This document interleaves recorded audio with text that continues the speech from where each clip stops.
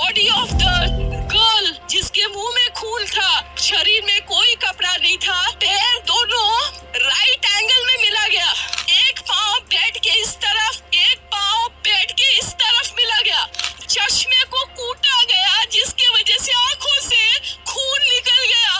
ला दबाकर मारा गया। इंडिया के कोलकाता शहर में 9 अगस्त 2024 की सुबह एक ऐसी खबर सामने आती है जो पूरे देश को हिलाकर रख देती है।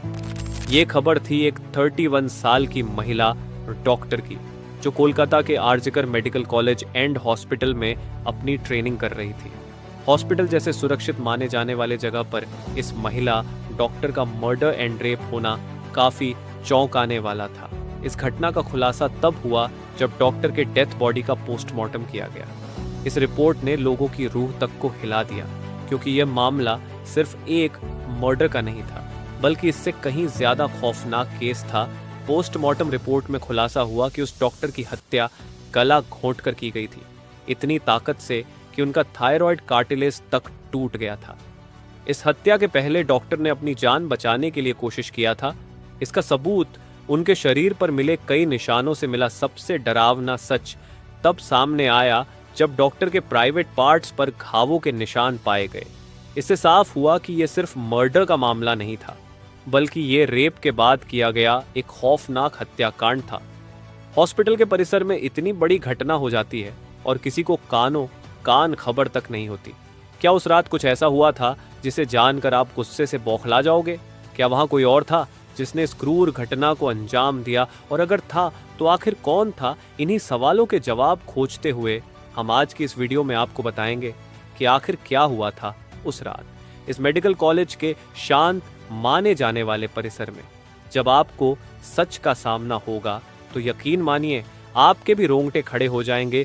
Guys, before starting this video let me tell you कि मैं यहाँ पर उन फीमेल डॉक्टर को श्रुति नाम से रेफर करने वाला हूँ, एंड ये उनका रियल नेम नहीं है, सो कंफ्यूज मत होना। श्रुति एक जूनियर डॉक्टर जो कि कोलकाता के RG Kar medical college and hospital से अपनी डॉक्टर की ट्रेनिंग ले रही थी 8 अगस्त 2024 को। और दिन की तरह श्रुति अपनी नाइट शिफ्ट पर होती है और वह अपनी जॉब कर रही होती है। तभी रात के 11 बजे उन्हें अपनी मदर का फोन आता है, जैसे कि हर दिन आता था, क्योंकि पेरेंट्स को तो अपने बच्चों की चिंता हमेशा होती है। श्रुति की मदर उनसे पूछती है कि क्या तुमने खाना खा लिया और तबीयत वगैरह तो ठीक है तुम्हारी? जिसके रिप्लाई में श्रुति बोलती है कि उनकी तबीयत एकदम ठीक है और वो बस अभी कुछ पेशेंट्स को देखने जा रही है, जिसके बाद वो अपने कलीग्स के साथ बैठकर खाना खाएंगे। अपनी मदर से बात करने के बाद श्रुति पेशेंट्स को देखने राउंड पर निकल जाती है।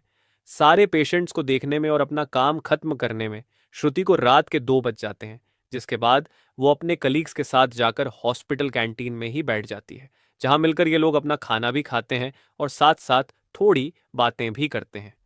खाना खाते खाते और बात करते हुए रात के 3 बज जाते हैं और इस वक्त श्रुति थोड़ी थकान सी फील कर रही होती है, तो वो अपनी थकान दूर करने के लिए इस हॉस्पिटल के 4th फ्लोर में बने सेमिनार हॉल में जाकर रेस्ट करने लगती है। श्रुति के रेस्ट करते करते सुबह के 7:30 बज जाते हैं, पर वो तब भी इस सेमिनार हॉल से बाहर नहीं आती, जो कि काफ़ी ज़्यादा अनयूजुअल था, क्योंकि श्रुति कभी भी आधे 1 घंटे से ज़्यादा का ब्रेक नहीं लेती थी। हॉस्पिटल का एक वर्कर जो कि सुबह की शिफ्ट स्टार्ट होने से पहले हॉस्पिटल के सारे रूम्स को चेक कर रहा होता है, और वो ऐसे ही सारे रूम्स को चेक करते हुए इस सेमिनार हॉल की तरफ आता है। जैसे ही वो सेमिनार हॉल के बाहर आकर उसका गेट खोलता है, उसकी आंखों के सामने होता है एक भयानक नज़ारा, जिसे देखकर वो बहुत जोर से चीख पड़ता है।